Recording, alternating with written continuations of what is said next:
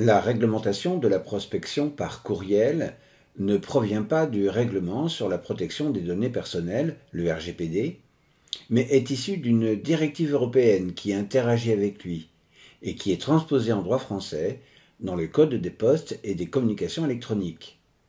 Elle a par ailleurs fait l'objet d'un ensemble d'usages professionnels compilés dans un code de la déontologie de l'emailing adopté par les professionnels du marketing direct.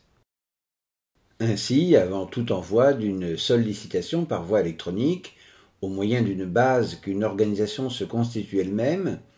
il faut recueillir le consentement des personnes concernées.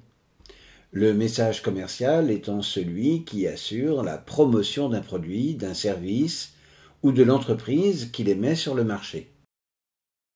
Le consentement libre et éclairé de la personne physique concernée doit porter sur la possibilité de recevoir de tels messages selon le système dit de l'opt-in, c'est-à-dire en cochant une option dans un formulaire par exemple.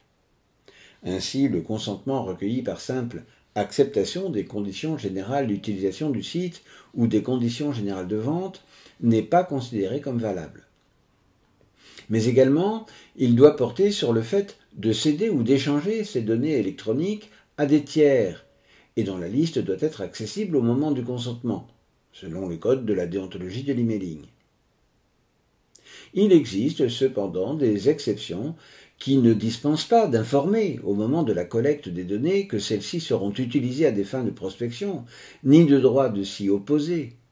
mais qui légitiment ce type d'utilisation sans accord express préalable. C'est le cas d'un message publicitaire qui est envoyé sur l'adresse électronique professionnelle, celle qui fait apparaître l'identité du destinataire, lorsque l'objet de la sollicitation est en rapport avec sa profession. Attention cependant, l'adresse qui ne fait apparaître qu'une fonction est une adresse de personne morale non soumise à la réglementation. C'est le cas également d'une personne qui serait déjà cliente de l'organisation lorsque le message commercial concerne des produits ou services analogues à son expérience client. La réglementation en vigueur, comme le code de la déontologie, insiste donc sur un certain nombre de pratiques jugées interdites, notamment en ce qu'elles ne permettent pas de s'assurer de la bonne information préalable ou de l'accord volontaire du prospect, ou lorsque celles-ci tendent à lui forcer la main, ou encore lorsqu'elles consistent en un détournement de l'accord donné par la personne concernée. Lorsque la base de données utilisée provient d'un prestataire externe, il convient donc de s'assurer que le prestataire ne réutilisera pas les données pour son propre compte ou pour le compte d'autres clients, ou enfin que les personnes concernées ont bien donné leur accord à la transmission de leurs données. Ainsi donc, ces dernières doivent être informées de cette transmission et de leur droit de s'y opposer, car l'organisme qui utilise les données répond personnellement du respect de la réglementation tout autant que le prestataire. En second lieu, tout message doit faire apparaître clairement l'identité réelle de l'annonceur, voire de son prestataire, afin que le destinataire puisse être en mesure d'exercer ses droits, notamment d'opposition auprès de lui. L'objet du message doit de plus ne pas induire le destinataire en erreur pour respecter la réglementation sur la publicité et mettre en avant son caractère d'annonce commerciale afin de ne pas être confondu avec un message d'information ou de service après-vente.